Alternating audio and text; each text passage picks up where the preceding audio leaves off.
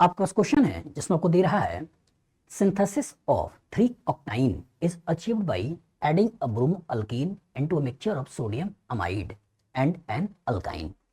The bromoalkene and alkyne respectively are A option है Br CH2 CH2 CH2 CH2 CH3 and CH3 CH2 C triple bond CH. B option है Br CH2 CH2 CH3 CH3 CH2 CH2 C triple bond CH. C option है Br CH2 CH2 CH2 CH2 CH3 and CH3 C triple bond CH. D option है Br CH2 CH2 CH2 CH3 and CH3 CH2 C triple bond CH. चलिए analyse करिए। Question क्या कह रहे हैं? Question कह रहा है द सिंथेसिस ऑफ 3-octane, मतलब 3-octane का सिंथेसिस करना है। कैसे करना है? इज अचीव्ड बाय एडिंग ब्रोमोअल्केन, मतलब कोई ब्रोमोअल्केन होगा, ठीक है, अल्काइल ब्रोमाइड, मतलब ब्रोमोअल्केन होगा into a mixture of sodium amide, into a mixture of sodium amide NaNH2 and an alkyne, कोई अल्काइन के साथ इसका रिएक्शन हो रहा है, ठीक है। अल्काइन आपका टर्मिनल अल्काइन भी हो सकता है और नॉन टर्मिनल अल्काइन भी हो सकता है। इसी के कॉरस्पॉन्डिंग आपको बनाना क्या है? 3-octane, 8 कार्बन है, 2 4 6 8, ये 1 ये 2 ये 3 ये 4 ये 5 ये 6 ये 7 ये 8 है, और 3 पे ऑक्टाइन मतलब 3 पर ट्रिपल बॉन्ड है। इसी को बनाना है। एनालाइज करिए, सोचिएगा। कहानी के अंदर अल्काइल हैलाइड है, दैट मीन्स कार्बन ब्रोमीन के बीच में इलेक्ट्रोनेगेटिविटी का डिफरेंस है, डिफरेंस की वजह से कार्बन के ऊपर पार्शियल पॉजिटिव चार्ज है, तो कोई ना कोई इलेक्ट्रॉन रिच होगा जिसके ऊपर अटैक करेगा। अब इधर आते हैं सोडामाइड।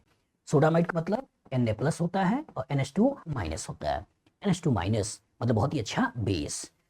इधर आ जाओ, RC ट्रिपल बॉन्ड CH मतलब टर्मिनल अल्काइन, और RC triple bond CR non terminal alkyne. और जो कहानी के अंदर एक बेस है और टर्मिनल अल्काइन है, तो ये टर्मिनल अल्काइन का जो हाइड्रोजन है ये कैसा है? एसिडिक है, मतलब यहाँ एसिड और ये बेस। तो सबसे पहले क्या करना होता है? एसिड बेस रिएक्शन करना है, और जो एसिड बेस रिएक्शन करना है तो किसी टर्मिनल अल्काइन को लेना है, और इसी टर्मिनल अल्काइन के ऊपर यहाँ पर सोडामाइड का आपको रिएक्शन करना है। तो होगा क्या कि एसिड बेस रिएक्शन होगा और ये बेस इसके प्रोटॉन को खींच लेगा और ये अमोनिया के रूप में निकल जाएगा, और इसके कोरस्पॉन्डिंग यहाँ पर RC ट्रिपल बॉन्ड C यहाँ माइनस और यहाँ पर Na+ ये हमको मिल जाएगा। That means acid base reaction के कोरस्पॉन्डिंग टर्मिनल अल्काइन से उसका आपने सॉल्ट बना लिया। और सॉल्ट बनाने से फायदा क्या हुआ? सॉल्ट बनाने से फायदा ये हुआ कि कार्बन के ऊपर नेगेटिव चार्ज आ गया, और जब कार्बन के ऊपर नेगेटिव चार्ज आ गया इसका मतलब इनडायरेक्टली आपने एक स्ट्रॉन्ग न्यूक्लियोफाइल का फॉर्मेशन कर दिया, और जो स्ट्रॉन्ग न्यूक्लियोफाइल का फॉर्मेशन कर दिया और कहानी के अंदर अल्काइल हैलाइड है, अब क्या होगा? अब यही स्ट्रॉन्ग न्यूक्लियोफाइल इसी अल्काइल ब्रोमाइड के ऊपर अटैक करेगा। तो ये एज ए न्यूक्लियोफाइल जब यहाँ अटैक करके इस Br को हटाएगा तो ये वाला कार्बन इस कार्बन से कनेक्ट हो गया और corresponding RC triple bond C और R ऐसे अल्काइन बन गया। सोचिए, एक स्ट्रॉन्ग न्यूक्लियोफाइल ने अटैक किया है तो मैकेनिज्म ऑफ रिएक्शन कौन सा हो गया? SN2। तो SN2 के कोरस्पॉन्डिंग आपने सबसे पहले एसिड बेस के कोरस्पॉन्डिंग एक अच्छा न्यूक्लियोफाइल बनाया, फिर SN2 के कोरस्पॉन्डिंग आपने अल्काइन में कन्वर्ट कर दिया। इनडायरेक्टली टर्मिनल अल्काइन को नॉन टर्मिनल अल्काइन में कन्वर्ट करना है। और आपके पास अगर 3-octane है तो क्या क्या हो सकता है? कहानी के अंदर किरदार हो सकता है कि इसका टर्मिनल अल्काइन ले लें और इस पर्टिकुलर का अल्काइल ब्रोमाइड ले लें और इसके कोरस्पॉन्डिंग ये बना लें। दूसरी संभावना क्या हो सकती है? दूसरी संभावना हो सकती है कि इसका अल्काइन ले लें और इसका अल्काइल ब्रोमाइड ले लें और इसके कोरस्पॉन्डिंग ये बना लें। ये तो बनेगा। अब इसी को चेक कर लेते हैं। सोचिए, हमें चाहिए इथाइल ब्रोमाइड और 1 2 3 4 5 6 कार्बन का टर्मिनल अल्काइन। तो यहाँ पे आपका इथाइल तो है नहीं, इधर भी आ जाओ, इथाइल तो है नहीं, ब्रोमाइल है, ये प्रोपाइल है, इधर भी आपका इथाइल नहीं है और इधर भी इथाइल नहीं है। इसका मतलब इधर वाली कहानी तो पूछी नहीं जा रही है। अब जरा इधर वाली कहानी पे आ जाए, इधर वाली कहानी पे आ जाए तो 1 2 3 4 कार्बन का N-ब्यूटाइल ब्रोमाइड चाहिए। तो यहां से देखो तो 1 2 3 4 5, दैट मीन्स इसको तो वैसे ही हटा दो। इधर आ जाओ 1 2 3, दैट मीन्स इसे भी हटा दो। इधर आ जाओ 1 2 3 4 5, दैट मीन्स इसे भी हटा दो। इधर आ जाओ तो 1 2 3 4, दैट मीन्स ये अल्काइल ब्रोमाइड आपने ठीक ले लिया है। अब इस अल्काइन के बारे में सोचो, 1 2 3 4 कार्बन टर्मिनल अल्काइन चाहिए, तो यहाँ 1 2 3 4 कार्बन का टर्मिनल अल्काइन मिल गया, तो यही हमारा आंसर है। करना क्या है, करना है इसी अल्काइन को लेना है और इसी अल्काइन का सोडामाइड से रिएक्शन करते हुए इसका सॉल्ट बना लेना है। अब इसे एज ए न्यूक्लियोफाइल यहाँ पर अटैक कर देना है, Br को हटा देना है, अब कॉरस्पॉन्डिंग इसको बना लेना है। बताओ फ्यूचर इस तरह का क्वेश्चन आएगा, लगा लोगे? गुड। आपका क्वेश्चन है जिसमें आपको दे रहा है कंसीडर द फॉलोइंग ब्रोमाइड्स। एक आपके पास 1 2 3 4 N ब्रोमो ब्यूटेन है, यहाँ पे देखा जाए तो 1 2 3 4 यहाँ पे 3 ब्रोमो ब्यूट 1 इन है, इसको देखा जाए तो 1 2 3 4 2 ब्रोमो ब्यूटेन है। अब क्वेश्चन क्या कह रहा है, the correct order of SN1 reactivity is. अब इसी को इधर उधर करके SN1 का रिएक्टिविटी का क्वेश्चन पूछ रहा है। सोचिएगा, एनालाइज करिएगा। यहाँ अल्काइल हैलाइड लिखे हुए हैं और ऑर्डर आपसे पूछ रहा है किसका, SN1 के रिएक्टिविटी का। तो SN1 सुनते ही आपके दिमाग में क्या आना चाहिए, SN1 सुनते ही आपके दिमाग में आना चाहिए स्टेबिलिटी ऑफ कार्बोकेटायन। अगर स्टेबिलिटी ऑफ कार्बोकेटायन अगर आपके दिमाग में आ रहा है मतलब एकदम मान के चलिए आप रिएक्टिविटी के सारे क्वेश्चन सही तरीके से लगा लोगे। क्यों लगा लोगे कि SN1 में होता क्या है कि हम अल्काइल हैलाइड लेते हैं, इसी पर्टिकुलर को तोड़ देते हैं, कार्बोकेटायन का फॉर्मेशन कर देते हैं, न्यूक्लियोफाइल को इसके ऊपर अटैक करा देते हैं और अटैक करा के RNU ऐसे बना लेते हैं। क्योंकि न्यूट्रल से आप चार्ज बना रहे हो, यही स्टेप आपका स्लो होता है, इनडायरेक्टली यही आपका RDS होता है, और चार्ज से न्यूट्रल बना रहे हो, ये स्टेप आपका क्या होता है, फास्ट होता है। तो जब ये RDS है तो जितना ज्यादा स्टेबल कार्बोकेटायन बनेगा, रेट ऑफ रिएक्शन यहीं से यहाँ पर आसानी से चला आएगा। तो सारा का सारा खेल स्टेबिलिटी ऑफ कार्बोकेटायन के ऊपर ही फोकस होकर देखना है। तो जब कहानी में ये अल्काइल हैलाइड है और इस अल्काइल हैलाइड से अगर मैं Br को निकालूं तो Br को निकालने के बाद जो कार्बोकेटायन बनाओगे वो कार्बोकेटायन आपका N ब्यूटाइल कार्बोकेटायन बन गया। अगर मैं ये वाला लेता हूं और इसके कोरस्पॉन्डिंग इस पर्टिकुलर से Br को हटा के इसका कार्बोकेटायन बनाऊं तो जो कार्बोकेटायन बनेगा वो कार्बोकेटायन ये बन जाएगा। और इसके कोरस्पॉन्डिंग अगर लेता हूं और इसके कोरस्पॉन्डिंग Br को हटा दूं और Br को हटा के जो कार्बोकेटायन बनाऊं तो ये कार्बोकेटायन ये बन गया। हमारे पास 3 कार्बोकेटायन बन गए, पहला, दूसरा, तीसरा। अब इससे स्टेबिलिटी देखनी है तो स्टेबिलिटी देखने के सबसे पहले क्या देखना होता है, रेजोनेंस, फिर क्या देखना होता है, हाइपर कंजुगेशन, फिर क्या देखना होता है, इंडक्टिव इफेक्ट, यही आपको देखना है। तो कहानी में देखो इसमें तो जब कार्बोकेटायन के बगल में ना ही डबल बॉन्ड है, ना ही ट्रिपल बॉन्ड है, ना ही एटम पास लोन पेयर है, दैट मींस रेजोनेंस नहीं है। लेकिन इसको देखो तो A डबल बॉन्ड भी C के ऊपर पॉजिटिव है, दैट मींस डबल बॉन्ड का यहाँ पर रेजोनेंस भी इन्वॉल्व है। तो रेजोनेंस के लिए मैंने क्या बोला था, A double bond B C के ऊपर positive, negative, lone pair, free radical, double bond या ट्रिपल बॉन्ड हो, ए के पास लोन पेयर नेगेटिव चार्ज हो, बी के ऊपर पॉजिटिव चार्ज हो, और A triple bond B C के ऊपर positive, negative, lone pair, free radical या ट्रिपल बॉन्ड हो, इसमें रेजोनेंस सोचना होता है। तो इसकी कहानी में रेजोनेंस सोचना है। इधर आ जाओ, तो इसको भी जब घेरोगे तो इसका इधर आगे डबल बॉन्ड ट्रिपल बॉन्ड वगैरह नहीं है, एटम का लोन पेयर की कहानी है नहीं, तो रेजोनेंस है नहीं।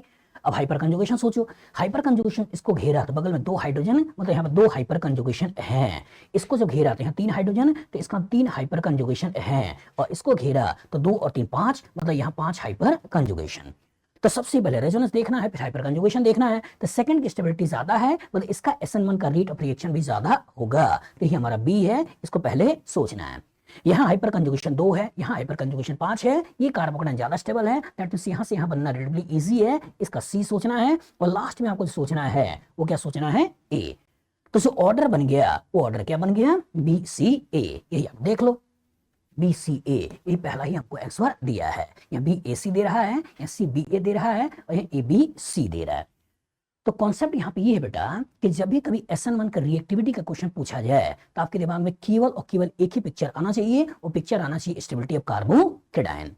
बताओ फ्यूचर इस तरह का क्वेश्चन आएगा, लगा लोगे? गुड। आपके पास क्वेश्चन है जो दे रहा है फिनॉल के ऊपर इथाइल आयोडाइड का रिएक्शन है, in presence of sodium ethoxide excess में है, और साथ में इथेनॉल एनहाइड्रस है। इसके कोरस्पॉन्डिंग दे रहा है इथॉक्सी बेंजीन, यहाँ आइडो बेंजीन, और यहाँ पे फिनॉक्सी बेंजीन, और यहाँ पे आपका मिथॉक्सी इथेन। चलिए एनालाइज करिए, सोचिएगा। कहानी का जो किरदार है बेटा, उस किरदार में आपको क्या दिखाई दे रहा है, एक दिखाई दे रहा है फिनॉल, दूसरा क्या दिखाई दे रहा है, इथाइल आयोडाइड। तो इस इथाइल आयोडाइड को मैंने ऐसे बना दिया। साथ में क्या दे रहा है, साथ में दे रहा है सोडियम इथॉक्साइड, तो यहां हमने सोडियम इथॉक्साइड को ऐसे दिखा दिया, इन presence of ethanol, in presence of ethanol. ये भी कैसा है, एनहाइड्रस है। सोचिएगा, एनालाइज करिएगा। कहानी के अंदर फिनॉल है, फिनॉल मतलब बेंजीन के पास पैसा है, यहाँ ऑक्सीजन के पास लोन पेयर है और ऑक्सीजन हाइड्रोजन के बीच में इलेक्ट्रॉनिगेटिविटी का डिफरेंस की वजह से यहाँ पार्शियल पॉजिटिव है। मतलब पैसा यहाँ है, पैसा यहाँ है और ये गरीब है। इसको सोचो, अल्काइल हैलाइड, तो कार्बन हेलोजन के बीच में इलेक्ट्रॉनिगेटिविटी का डिफरेंस है, डिफरेंस की वजह से हेलोजन पैसा खींच रहा है, कार्बन इलेक्ट्रॉन डेफिशिएंट है। सोचिए यहाँ सोडियम इथॉक्साइड, इथॉक्साइड मतलब ऑक्सीजन के पास नेगेटिव चार्ज है और नेगेटिव चार्ज का मतलब ये इलेक्ट्रॉन रिच है। तो कहानी के अंदर रिच वाले सेंटर का अटैक करना है, तो ये अटैक या तो यहाँ करा के इसको हटा दे और SN2 रिएक्शन सोच लें, या इस पर्टिकुलर का यहाँ अटैक करके हम एसिड बेस रिएक्शन सोच लें। तो कौन सा रिएक्शन फास्ट होगा? क्या एसिड बेस रिएक्शन फास्ट होगा या ऑर्गेनिक रिएक्शन फास्ट होगा? कौन सा होगा? Acid base. और जो एसिड बेस रिएक्शन फास्ट होगा तो सबसे पहले करना क्या है? सबसे पहले आपको इसी फिनॉल के एसिडिक हाइड्रोजन को हटाना है। और जिस फिनॉल के एसिडिक हाइड्रोजन को हटाना है तो इसके लिए सोडियम इथॉक्साइड दिया हुआ है, तो इसी सोडियम इथॉक्साइड को ले लो और ये सोडियम इथॉक्साइड इस प्रोटॉन को खींच लेगा। और जो इस प्रोटॉन को खींच लेगा तो यहाँ की कहानी में जो किरदार क्रिएट करेगा वो किरदार कौन सा हो गया? फिनॉक्साइड। फिनॉक्साइड, ऑक्सीजन के पास नेगेटिव चार्ज, मतलब अब स्ट्रॉन्ग न्यूक्लियोफाइल का क्रिएशन हो गया।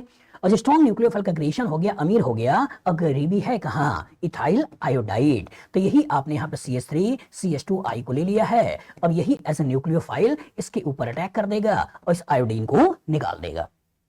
आयोडीन निकल गया तो कहानी के अंदर जो किरदार आया वो किरदार क्या बन गया? बेंजीन, यहाँ से O और यहाँ CH2 और यहाँ CH3, यही तो बनाना है इथॉक्सी बेंजीन। अब इसी को देख लो, तो पहला कह रहा है इथॉक्सी बेंजीन, यही हमको चाहिए था। दूसरा में आइडोबेंजीन, यहाँ पे कह रहा है फिनॉक्सी बेंजीन और यहाँ पे मिथॉक्सी इथेन। तो कॉन्सेप्ट एकदम क्लियर करिए बेटा कि जब भी कभी एसिड बेस रिएक्शन की संभावना है और जब भी कभी न्यूक्लियोफिलिक रिएक्शन की संभावना है तो एसिड बेस रिएक्शन फास्ट होगा, न्यूक्लियोफिलिक रिएक्शन स्लो होगा। तो पहले एसिड बेस रिएक्शन के कॉरस्पॉन्डिंग आपने एक वीक न्यूक्लियोफाइल को एक अच्छे न्यूक्लियोफाइल में कन्वर्ट किया और जब अच्छे न्यूक्लियोफाइल में कन्वर्ट कर दिया फिर आपने इसके ऊपर अटैक करके आयोडीन को हटा दिया। रिएक्शन के मैकेनिज्म कौन सी हो गई? SN2। रिएक्शन कौन सा है? Williamson ether synthesis. ईथर ही तो बनाया है और जो ईथर ही बनाया है तो रिएक्शन का नाम कौन सा हो गया? Williamson ether synthesis. क्लियर? तो विलियमसन ईथर सिंथेसिस के लिए पहले वीक न्यूक्लियोफाइल को अच्छा न्यूक्लियोफाइल बनाया गया है और फिर अल्काइल हैलाइड पर अटैक करके ईथर का फॉर्मेशन किया गया है। बताओ फ्यूचर में इस तरह का क्वेश्चन आएगा, लगा लोगे? गुड। आपके पास क्वेश्चन है जिसमें दे रहा है कंपाउंड X, एक कंपाउंड है CH3O फिनाइल, फिर कार्बन पे H मिथाइल, फिर यहाँ पे HCl, यहाँ पे carbon CH3 phenyl NO2 is reacted with aqueous acetone, it gives following product. अब कह रहा है कि कौन कौन सा प्रोडक्ट देगा? एक प्रोडक्ट ये है जो K है, एक प्रोडक्ट ये है L है, एक प्रोडक्ट ये है M है, ठीक है। और वही पूछ रहा है A में कि क्या K और L दोनों बनेगा, क्या K M बनेगा, क्या केवल L बनेगा या केवल M बनेगा? एनालाइज करो। बड़े से स्ट्रक्चर को देखकर डरना नहीं है, समझना है, पोलैरिटी समझनी है। पोलैरिटी मतलब क्या है? कार्बन क्लोरीन के बीच में इलेक्ट्रॉनिगेटिविटी का डिफरेंस, दैट मींस यहाँ पार्शियल पॉजिटिव चार्ज। बेंजीन के अंदर OCH3 दैट मींस पैसा देने वाला ग्रुप प्लस M, यहाँ बेंजीन के साथ NO2 मतलब -M पैसा खींचने वाला ग्रुप। तो अल्काइल हैलाइड चैप्टर है, बेंजीन चैप्टर है, इसमें इलेक्ट्रॉन डोनेशन है, बेंजीन चैप्टर में इलेक्ट्रॉन विड्रॉल है। अब कह रहा है is reacted with aqueous acetone, मतलब इसका रिएक्शन कराया गया है पानी के साथ इन प्रेजेंस ऑफ एसीटोन। तो एसीटोन का भी अगर स्ट्रक्चर दिखा दूं तो कहानी के अंदर CH3, यहाँ है CO और यहाँ है CH3। सोचिए पानी का रिएक्शन बेंजीन में पढ़ा है? नहीं। ईथर में पढ़ा है? नहीं। पानी H+ होता तभी वीक लिविंग ग्रुप अच्छे लिविंग ग्रुप कन्वर्ट करके रिएक्शन कराता। मतलब ईथर का रिएक्शन नहीं है, बेंजीन का रिएक्शन नहीं है। अल्काइल हैलाइड पे पानी पढ़ा है? कौन सा रिएक्शन है? SN1 reaction. तो SN1 रिएक्शन में हम सबसे पहले वीक न्यूक्लियोफाइल के द्वारा करते क्या हैं? धीरे धीरे जब इलेक्ट्रॉन इधर अट्रैक्ट करता है तो एक पोलराइजेशन की वजह से बॉन्ड टूट जाता है और इसका जो इलेक्ट्रोस्टैटिक फोर्स अट्रैक्शन से एनर्जी क्रिएट होती है उसी से बॉन्ड तोड़ते हैं, ठीक है, सॉल्वोलिसिस कह दिया। और जो कार्बोकैटायन बनेगा उसी को पहले बनाइए। तो Cl को निकाल कर जो सबसे पहले कार्बोकैटायन बनाओगे वो कार्बोकैटायन कौन सा बनेगा? वो कार्बोकैटायन बन गया आपका CH3O। इस पर्टिकुलर से ये फिनाइल ग्रुप लगा हुआ है, इसके बगल में कार्बन पे है ये CH3 और ये H ऐसे बना हुआ है। यहाँ वाले कार्बन पे आपने कार्बोकैटायन बना दिया है, इसके बगल में इस कार्बन पे दो मिथाइल ऐसे लगे हुए हैं। इसके बाद वाले कार्बन पे यहाँ बेंजीन पे यहाँ आपने NO2 लगा रखा है। तो एक प्रोडक्ट यही हो सकता है कि वाटर अब एज ए न्यूक्लियोफाइल इसी के ऊपर अटैक कर दे, और जब वाटर एज ए न्यूक्लियोफाइल इसके ऊपर अटैक करेगा तो क्या बनेगा, यहाँ पे OH आ जाएगा, और यहाँ पे OH आ जाएगा तो ध्यान से देखो यहाँ OH आया हुआ है, तो दैट मीन्स इसके कॉरस्पॉन्डिंग K तो बनेगा, इसमें तो कोई दिक्कत नहीं है। अब सोचिए कि जहां पॉजिटिव है उसके बगल से अगर हाइड्राइड या मिथाइल की शिफ्टिंग करके यहाँ पॉजिटिव के बारे में सोचें, और यहाँ से मिथाइल की शिफ्टिंग करके यहाँ के पॉजिटिव के बारे में सोचें, तो लेस स्टेबल कार्बोकेटाइन अगर मोर स्टेबल कार्बोकेटाइन में जा रहा है तो रीअरेंजमेंट भी करवाना है, और जो रीअरेंजमेंट भी करवाना है तो इस नाइट्रो की वजह से A double bond B C double bond D यहाँ पार्शियल पॉजिटिव है, A double bond B C यहाँ पार्शियल पॉजिटिव है, और इस OCH3 के प्लस M की वजह से A double bond B C के पास लोन पेयर यहाँ पार्शियल नेगेटिव है, A double bond B C के पास नेगेटिव मतलब पार्शियल नेगेटिव है। तो सोचो अगर यहाँ नेगेटिव है और यहाँ पॉजिटिव क्रिएट कर रहे हैं तुरंत बॉन्ड बना लेगा, लेकिन अगर यहाँ पॉजिटिव और यहाँ पॉजिटिव क्रिएट करेंगे तो इलेक्ट्रॉनिक रिपल्सन होगा, तो इस इलेक्ट्रॉन डोनेशन की वजह से यहाँ का कार्बोकेटाइन ज्यादा स्टेबल होगा, इस इलेक्ट्रॉन विड्रॉल की वजह से यहाँ का कार्बोकेटाइन कम स्टेबल होगा, और जब यहाँ का कार्बोकेटाइन ज्यादा स्टेबल होगा तो अगर मैंने मिथाइल की शिफ्टिंग करा के पॉजिटिव बनाया तो केवल इसका रेजोनेंस मिलेगा, कोई हाइपर कंजुगेशन नहीं मिलेगा, लेकिन अगर हाइड्रोजन की शिफ्टिंग करके कार्बोकेटाइन बनाया तो जो रेजोनेंस मिल रहा था मिलेगा, साथ में इसका हाइपर कंजुगेशन इंडक्टिव इफेक्ट भी मिलेगा। इसलिए करोगे क्या, इसलिए इस हाइड्राइड को यहां से यहां उठाकर भेज देना है और नया कार्बोकेटाइन बना देना है। तो जो नया कार्बोकेटाइन बनेगा वो कैसे बन गया, CH3O, इसमें तो कोई अंतर है नहीं, फिनाइल इसमें कोई अंतर है नहीं, यहां पर कार्बोकेटाइन बन गया, और जो कार्बोकेटाइन बन गया आपने ऐसे देख लिया, अब इसके बगल में हाइड्रोजन चला गया तो CH2 बन गया, तो हो गया आपका CH2, इसके आगे वाले कार्बन पे 2 मिथाइल, इसको आपने ऐसे ही बना दिया, और ये कनेक्टेड है बेंजीन के साथ और बेंजीन कनेक्टेड है NO2 के साथ, ये आपने बना दिया। अब इसी के ऊपर दूसरा न्यूक्लियोफाइल अटैक कर देगा, दूसरा मतलब पानी फिर से अटैक कर देगा और अटैक करके कॉरस्पॉन्डिंग प्रोडक्ट बना देगा। तो यहाँ अगर पानी अटैक करे तो यहाँ OH आएगा, इसको देखो यहीं पे OH लगा रखा है, और जब यहाँ OH लगा रखा है बाकी सब कुछ वैसे ही है, तो इसका L यही तो है, ये भी हमको कहीं ना कहीं मिलने वाला है। लेकिन इसको देखो तो यहाँ मिथाइल की शिफ्टिंग करके यहाँ कार्बोकेटाइन बना रहा था, ये लेस स्टेबल है, इसका मूवमेंट नहीं कराना है, मतलब अगर मिथाइल का मूवमेंट नहीं होगा इसका कार्बोकेटाइन नहीं बनेगा, मतलब न्यूक्लियोफाइल भी यहाँ रिएक्शन नहीं करेगा, मतलब M का प्रिपरेशन नहीं करना है।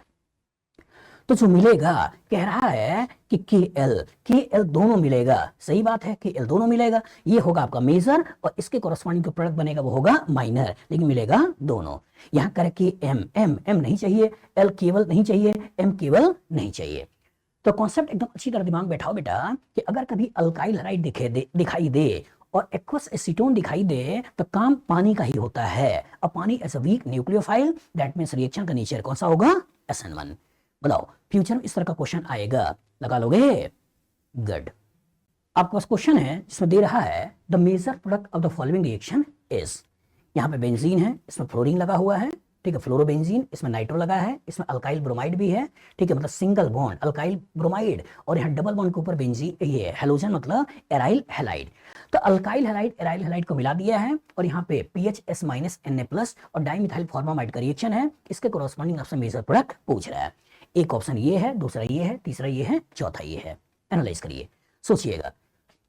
PH और साथ में S-, दैट मींस ये है क्या, एक स्ट्रॉन्ग न्यूक्लियोफाइल, और डाइमिथाइल फॉर्मामाइड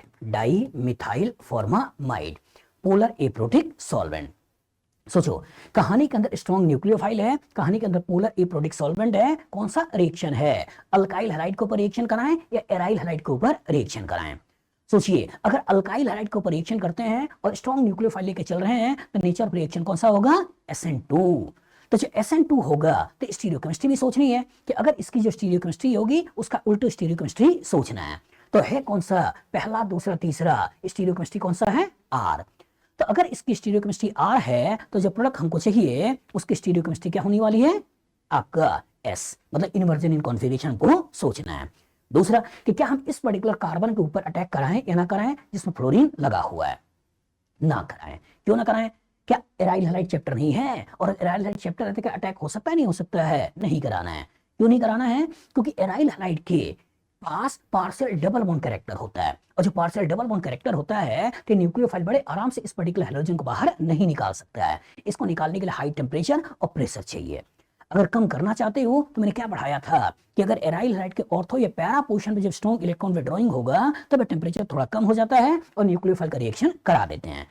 लेकिन इस एराइल हैलाइड के मेटा पे NO2 लगा हुआ है, ये आपका ऑर्थो, ये आपका मेटा, ये आपका पैरा, और जिस नाइट्रो का मेटा पे यहाँ पे नाइट्रो इसके मेटा पे लगा हुआ है फ्लोरोबेंजीन के, तो दैट मींस नाइट्रो यहाँ पे केवल -I का काम करेगा, और जब केवल -I का काम करेगा तो यहाँ पे पार्शियल पॉजिटिव चार्ज कम होगा।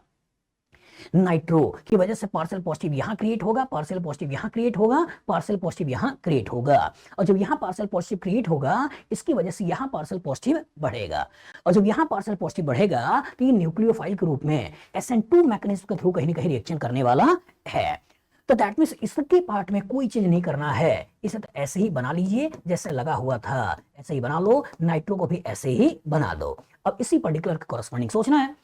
तो मैंने क्या बोला कि जब स्ट्रॉन्ग न्यूक्लियोफाइल अटैक कर रहा है और स्टीरियोकेमिस्ट्री लिखा हुआ है तो इन्वर्जन इन कॉन्फिगरेशन सोचना है। तो अगर यहाँ R है तो चाहिए क्या S, और जब S चाहिए तो इसका मतलब इस पर्टिकुलर में यहाँ S और PH को ऐसे जोड़ना है प्लेन के पीछे से। अगर स्टीरियोकेमिस्ट्री देखें तो पहला है, दूसरा है, तीसरा है, दिख रहा R, लेकिन होगा क्या S, क्योंकि सबसे छोटा आपका प्लेन के बाहर है तो जो दिखता है उसका उल्टा, इसी को मिला लो। तो ई ऑप्शन में देखो, इसमें कहानी में कोई चेंज नहीं है, आपका प्लेन के पीछे यही है जो हमको चाहिए था, आंसर मिल गया। बी में यहाँ पे SPH को प्लेन के बाहर कर रखा है, मतलब रिटेंशन इन कॉन्फिगरेशन भूल जाओ। सी में आपका फ्लोरीन हटा के ये बना रखा है, और डी में दोनों को हटाकर SPH लगा रखा है। तो कॉन्सेप्ट एकदम अच्छी तरह से क्लियर किए बेटा कि जब एराइल हैलाइड का चैप्टर होगा तो उस केस में हाई टेम्परेचर प्रेशर की जरूरत पड़ती है, नॉर्मल कंडीशन में रिएक्शन नहीं होता है। याद करो कि जब कहानी के अंदर क्लोरोबेंजीन था और इस क्लोरोबेंजीन से रिएक्शन करके जो फिनॉल बनाना होता है, कितना टेम्परेचर चाहिए होता है? क्या केवल NaOH डालकर हम यहां से यहां बना लेंगे? नहीं, क्या चाहिए? 623 केल्विन टेम्परेचर चाहिए और 300 एटमॉस्फेरिक प्रेशर चाहिए, तब जाके रिएक्शन होता है। तो यहां तो केवल पोलर एप्रोटिक सॉल्वेंट के मौजूदगी में रिएक्शन करा रहा है, क्या कराएंगे? नहीं। तो अच्छी तरह दिमाग में बैठा लो कि जब एक लकड़ी को तोड़ने की बात हो रही है और पार्शियल डबल बॉन्ड कैरेक्टर मतलब दो लकड़ी को तोड़ने की बात हो रही है, तो एक लकड़ी को तोड़ना ज्यादा आसान है और दो लकड़ी को तोड़ना डिफिकल्ट है। बताओ, फ्यूचर इस तरह का क्वेश्चन आएगा, लगा लोगे? गुड। आपका क्वेश्चन है जिसमें आपको दे रहा है the major product of the following reaction is. आपके पास यह बेंजीन है, इसमें CONH, इधर भी CO, ठीक है, इसके ऊपर KOH का रिएक्शन है और इसके साथ बाद में ब्रोमीन, यहाँ पे फिनाइल CH2Br का रिएक्शन है, और इसके कोरस्पॉन्डिंग एक स्ट्रक्चर ये है, दूसरा स्ट्रक्चर ये है, तीसरा ये है, चौथा ये है, इसके कोरस्पॉन्डिंग आपको मेजर प्रोडक्ट बनाना है। सोचिए, एनालाइज करिए। KOH मतलब क्या है? K plus OH minus, OH minus. तो जो OH माइनस है, ये OH माइनस है क्या? एक स्ट्रॉन्ग बेस।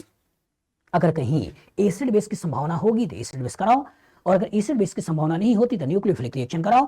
और चूंकि इसके पास एसिडिक हाइड्रोजन है, तो बेस इसके प्रोटॉन को खींचेगा, और जब बेस इसके प्रोटॉन को खींचेगा तो सबसे पहले क्या बनाएगा? सबसे पहले कहानी के अंदर जो क्रिएट करेगा वो आपका N- इस तरह की स्पेसीज क्रिएट करेगा, और कहानी के अंदर एक न्यूक्लियोफाइल क्रिएट हो गया। और जो कहानी के अंदर एक न्यूक्लियोफाइल क्रिएट हो गया, अब कहानी के अंदर किरदार कौन सा है? ब्रोमीन है, और यहाँ पे फिनाइल लगा हुआ है, इसके आगे CH2 है, यहाँ पे Cl लगा हुआ है, इसको रिएक्शन करना है। तो दैट मींस ये जो न्यूक्लियोफाइल है, क्या ये न्यूक्लियोफाइल का रिएक्शन यहाँ करके इस Br को हटाएं, या इस न्यूक्लियोफाइल का रिएक्शन करके यहाँ करके इस Cl को हटाएं? क्वेश्चन आ गया। सोचिए, कहानी में एराइल हैलाइड और कहानी में अल्काइल हैलाइड को मिला दिया, तो अल्काइल हैलाइड पे अटैक करना और तो सिंगल बॉन्ड कैरेक्टर इसको तोड़ने की बात होना, और एराइल हैलाइड पे अटैक करना तो पार्शियल डबल बॉन्ड कैरेक्टर होना, दो लकड़ी को तोड़ने की बात करना। तो एक लकड़ी को तोड़ना ज्यादा आसान है या पार्शियल डबल बॉन्ड कैरेक्टर होने से दो लकड़ी को तोड़ना ज्यादा आसान है? कौन सा होगा? एक लकड़ी को तोड़ना।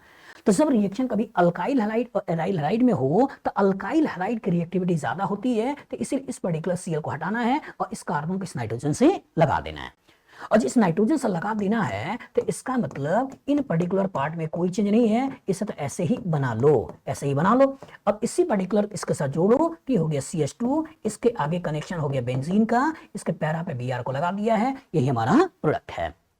एनालाइज करो, सोचो, बेंजीन ऐसा ही है, CON CH2 benzene Br, CH2 benzene Br, यही हमारा प्रोडक्ट है। बी में दे रहा है, देखो यहां इसके ऊपर अटैक करके प्रोडक्ट बना रहा है। सी में देखो ऑक्सीजन से कनेक्शन करके प्रोडक्ट बना रहा है, तो आंसर कौन सा हो गया? ए। कितना अच्छा क्वेश्चन है, इसको इस वे में देखो कि सबसे पहले क्या हम एसिड बेस रिएक्शन कराएं या हम न्यूक्लियोफिलिक रिएक्शन कराएं, इसका डिफरेंस। अगर एसिड बेस रिएक्शन कराएं तो यहां से हम पहुंचाएं। दूसरी कंडीशन क्या हो सकती है? बच्चे के दिमाग में आ सकता है कि A डबल बॉन्ड BC के पास नेगेटिव है, इसका रेजोनेंस करा दें। तो गलती से भी अगर इसका रेजोनेंस करा दिया और इसका जो रेजोनेटिंग स्ट्रक्चर बनाया, तो रेजोनेटिंग स्ट्रक्चर कैसे बनेगा, और रेजोनेटिंग स्ट्रक्चर कुछ ऐसा बनेगा। नाइट्रोजन यहाँ डबल बॉन्ड, ये O माइनस ऐसा बनेगा। सोचो, तो कहानी के अंदर O माइनस आ गया, तो जब ये O माइनस यहाँ अटैक करेगा, इस Br को हटाएगा, तो ऑक्सीजन इसके साथ कनेक्ट होगा, और जो ऑक्सीजन इसके साथ कनेक्ट होगा, ये ऑप्शन बैठा है। ये O माइनस अगर यहाँ अटैक करके Cl को हटाता है, तो ये इसके साथ कनेक्ट होगा, ये ऑप्शन भी बैठा है। ये खुद अगर इसके ऊपर अटैक करे तो इसके कॉरेस्पॉन्डिंग ये बैठा हुआ है, और ये अगर इसके ऊपर अटैक करे तो कॉरेस्पॉन्डिंग ये बैठा हुआ है। तो कितना अच्छा क्वेश्चन है। इसी के कॉरेस्पॉन्डिंग आपसे न्यूक्लियोफिलिक कैरेक्टर भी पूछ रहा है कि नाइट्रोजन अच्छा न्यूक्लियोफाइल है या ऑक्सीजन अच्छा न्यूक्लियोफाइल है। इसी के कॉरेस्पॉन्डिंग ये भी पूछ रहा है कि जब कभी अल्काइल हैलाइड पर रिएक्शन करना हो, कभी एराइल हैलाइड पर रिएक्शन करना हो, तो किसके ऊपर रिएक्शन को करना फास्ट होता है। बस में आ गई। अच्छा क्वेश्चन, अच्छा क्वेश्चन। अब सोचिए जब एक बार आपने ये बना दिया, किसी का पार्ट दिखाई दे रहा है, कोई रिएक्शन में आपने इसको यूज किया है, कौन सा रिएक्शन है, गैब्रियल थैलीमाइड अमीन सिंथेसिस, कुछ याद आया। तो यहाँ पे अपने थैलीमाइड लिया है, बेस के द्वारा रिएक्शन करके वीक न्यूक्लियोफाइल को अच्छा न्यूक्लियोफाइल में कन्वर्ट किया है। अल्काइल हैलाइड पे रिएक्शन है, अल्काइल हैलाइड के कॉरेस्पॉन्डिंग रिएक्शन करके ये बनाया है। अगर इसी की हाइड्रोलिसिस कर दूं, तो यहाँ आपके पास कहानी में कुछ ऐसा किरदार आएगा या नहीं आएगा, आएगा। तो यहाँ से क्या आपने अल्काइल हैलाइड से अमीन, अल्काइल हैलाइड तो था, अल्काइल हैलाइड से अमीन, प्राइमरी अमीन बना दिया, नहीं बना दिया, बना दिया। तो गैब्रियल थैलीमाइड अमीन सिंथेसिस का कुछ पार्ट को यूज करते हुए एक अच्छा सा क्वेश्चन को फ्रेम किया गया है। बताओ फ्यूचर इस तरह का क्वेश्चन आएगा, लगा दोगे? गुड। आपका क्वेश्चन है जिसमें दे रहा है a solution of -1 chloro 1 phenyl ethane in toluene racemizes slowly in the presence of a small amount of SbCl5 due to formation of A option दे रहा है कार्ब एनायन, बी ऑप्शन दे रहा है कार्बीन, सी ऑप्शन दे रहा है carbocation, और डी ऑप्शन दे रहा है फ्री रेडिकल। एनालाइज करिए, सोचिएगा। और सॉल्यूशन ऑफ माइनस, इस माइनस का क्या मतलब है? इस माइनस का मतलब है कि मॉलिक्यूल लिवो रोटेटरी है, मतलब जो पोलैरिमीटर में डालेंगे तो एंटी क्लॉकवाइज मूवमेंट उसको देखने को मिलता है। किसका? 1 क्लोरो 1 फिनाइल इथेन। और जब 1 क्लोरो 1 फिनाइल इथेन लेते हो तो ये 1 क्लोरो, ये 1 फिनाइल, 1 क्लोरो 1 फिनाइल इथेन हो गया। In toluene racemizes slowly in presence of a small amount of SbCl5। और यहां से कह रहा है कि रस्मिक मिक्सचर बना रहा है। कैसे बनाएगा? सोचो कैसे बनाएगा। कहानी के अंदर जो किरदार है, उस किरदार में यहाँ Cl है, यहाँ pH है, यहाँ आपका एक CH3 है, ये आपका H है। इसी को दिखा रहा हूँ, H pH Cl CH3। तो यहाँ पे H pH Cl और CH3। ठीक है, समझाने के लिए ये पहला, दूसरा, तीसरा स्टीरियोकेमिस्ट्री कौन सी है? R हमने ले लिया। इस R का इस माइनस से कोई कोरिलेशन नहीं है, ये माइनस पोलैरिमीटर का रिजल्ट है, ये R पेपर पर लिखने का तरीका है। यहाँ पे हमने केवल ये दिखाया कि एक ऑप्टिकली एक्टिव कंपाउंड ले लिया है। अब इसका रिएक्शन कर रहा है SbCl5 के साथ। अगर इसका रिएक्शन SbCl5 के साथ कर रहा है तो Sb, जिसके पास वैकेंट d ऑर्बिटल है, और जो वैकेंट d ऑर्बिटल है उस वैकेंट d ऑर्बिटल इलेक्ट्रॉन को ले सकता है। तो किसके इलेक्ट्रॉन को ले सकता है? वो इसके इलेक्ट्रॉन को ले सकता है। यही Cl का लोन पेयर यहाँ अटैक करेगा और इस बॉन्ड को तोड़ देगा। और इस बॉन्ड को तोड़ देगा कि SbCl6 माइनस ये इस रूप में निकल जाएगा। और जब ये इलेक्ट्रॉन पेयर को लेकर निकलेगा तो जो बनेगा वो क्या बनेगा? कार्बोकेटायन। यहाँ H बन गया, यहाँ PH बन गया, और यहाँ आपका CH3 क्या बना दिया आपने बना दिया कार्बोकेटायन। कार्बोकेटायन बन गया।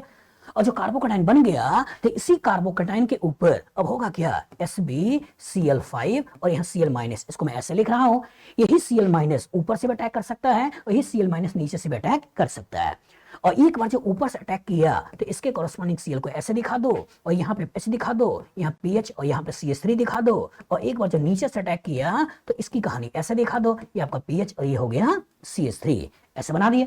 स्टीरियोकेमिस्ट्री में पहला, दूसरा, तीसरा ये कॉन्फ़िगरेशन हो गया S, और यहाँ पहला, दूसरा, तीसरा ये कॉन्फ़िगरेशन हो गया R। तो कहने का मतलब आपने रस्मिक मिक्सचर बना दिया। Equimolar mixture of pair of enantiomers are called as racemic mixture. तो कॉन्सेप्ट सोचिए कि अल्काइल हैलाइड के ऊपर SbCl5 डालकर आपने बनाया क्या है? बनाया है कार्बोकेटायन। अब इसी के बारे में पूछ रहा है कि क्या कार्ब एनायन बनेगा, कार्बीन बनेगा, कार्बोकेटायन बनेगा, फ्री रेडिकल बनेगा। तो क्या बनाया आपने बनाया कार्बोकेटायन। मैकेनिज्म कौन सी है? मैकेनिज्म ऑफ रिएक्शन कौन सा है? मैकेनिज्म ऑफ रिएक्शन है SN1। बस में आगे जो कार्बोकेटायन बना है और इसी के ऊपर अटैक करा रहे हो। बताओ फ्यूचर इस तरह का क्वेश्चन आएगा, लगा लोगे? गुड। आपके पास क्वेश्चन है जिसमें दे रहा है a compound AC8H9Br gives a yellow precipitate when warm with alcoholic silver nitrate. Oxidation of A give acid B जिसका मॉलिक्यूलर फार्मूला दे रहा है C8H6O4. We easily form anhydride on heating. Identify compound A. आपके पास चार structure है कि A ये है, ये है, ये है या ये है।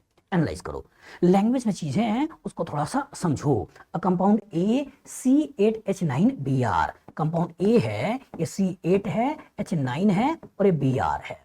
Gives yellow precipitate when warm with alcoholic silver nitrate, जब इसके ऊपर सिल्वर नाइट्रेट का रिएक्शन करते हैं तो यहाँ के कोरस्पॉन्डिंग ये आपका येलो पीपीटी बनाता है। ये कैसे बनाएगा सोचो, जब सिल्वर नाइट्रेट है तो AgBr के रूप में, यही आपका AgBr के रूप में निकलेगा और इसी AgBr का येलो पीपीटी होता है। सोचो कहानी के अंदर बेंजीन है और अगर बेंजीन के ऊपर हेलोजन होता, बेंजीन के ऊपर हेलोजन होता तो यहाँ है क्या पार्शियल डबल बॉन्ड कैरेक्टर, और जो पार्शियल डबल बॉन्ड कैरेक्टर है तो ये सिल्वर नाइट्रेट इस पर्टिकुलर Br को सिस्टम से बाहर नहीं निकाल पाएगा। लेकिन अगर कहानी के अंदर सिल्वर सिंगल बॉन्ड के ऊपर ब्रोमीन लगा होता तो यहाँ से Br बड़े आराम से निकल जाता ब्रोमाइड के रूप में, तो दैट मींस यही AgBr का फॉर्मेशन करेगा, ये AgBr का फॉर्मेशन नहीं करेगा तो Br कहाँ पे होगा सिंगल बॉन्ड से अटैच। तो ए ऑप्शन में देखा जाए तो सिंगल बॉन्ड से अटैच है, हो सकता है। बी ऑप्शन में देखा जाए बेंजीन से अटैच है, नहीं होगा। सी ऑप्शन में देखा जाए सिंगल बॉन्ड से अटैच है, हो सकता है। डी ऑप्शन में आपका सिंगल बॉन्ड से अटैच है, ये भी हो सकता है। तो एक तो आपने हटा दिया कि बेंजीन के ऊपर नहीं सोचना है, सिंगल बॉन्ड के ऊपर सोचना है। लेकिन आगे क्या कह रहा है, आगे कह रहा है ऑक्सीडेशन ऑफ ए, जब इसका ऑक्सीडेशन करते हैं, इसका ऑक्सीडेशन करते हैं तो कह रहा है कि गिव एसिड बी C8H6O4, ये दे रहा है C8H6O4, O4 COOH मतलब दो ऑक्सीजन और O4 मतलब दो कार्बोक्सिलिक एसिड। तो कहने का मतलब ये जो कंपाउंड होगा इसके अंदर दो कार्बोक्सिलिक एसिड ग्रुप लगे हुए होंगे।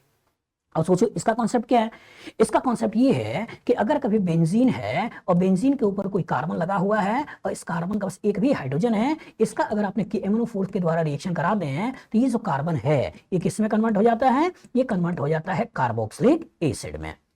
तो अगर बेंजीन के ऊपर कार्बन है, इस कार्बन के पास एक भी हाइड्रोजन है तो इस कार्बन को कन्वर्ट कर देते हैं कार्बोक्सिलिक एसिड में। और सोचिए तो कहानी के अंदर ये भी कार्बोक्सिलिक एसिड में कन्वर्ट हो जाएगा, ये भी कार्बोक्सिलिक एसिड में कन्वर्ट हो जाएगा, इसको तो वैसे ही हटा चुके हो, ये भी कार्बोक्सिलिक एसिड, ये भी कार्बोक्सिलिक एसिड में कन्वर्ट हो जाएगा, ये भी कार्बोक्सिलिक एसिड में कन्वर्ट हो जाएगा।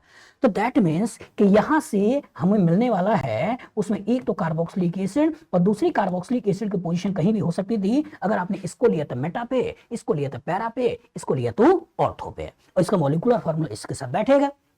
ट्विस्ट क्या है, ट्विस्ट ये है कि be easily form anhydride on heating, यही कहानी का ट्विस्ट है। अगर be easily form anhydride on twist heating तो इसका मतलब है क्या, ये ऑर्थो पोजीशन पे है। जो ऑर्थो पोजीशन पे होगा तभी ये आसानी से वाटर को निकालेगा, अगर मेटा पैरा पे होगा तब ये वाटर को नहीं निकालेगा। तो अगर ऑर्थो पे होगा तो होगा गया। अब ये ऐसा न्यूक्लियोफाइल अटैक करते हुए इसी वाटर को निकाल देगा, और जब इसी वाटर को निकाल देगा तो क्या यहां से उसने इजिली एनहाइड्राइड बना लिया, ये नहीं बना लिया, बना लिया। तो जो लेके चलना है वो ऑर्थो वाला लेके चलना है। तो ये कहानी में मेटा है भूल जाओ, ये कहानी में पैरा है भूल जाओ, ये कहानी में ऑर्थो है, इसी को लेकर आगे बढ़ जाओ।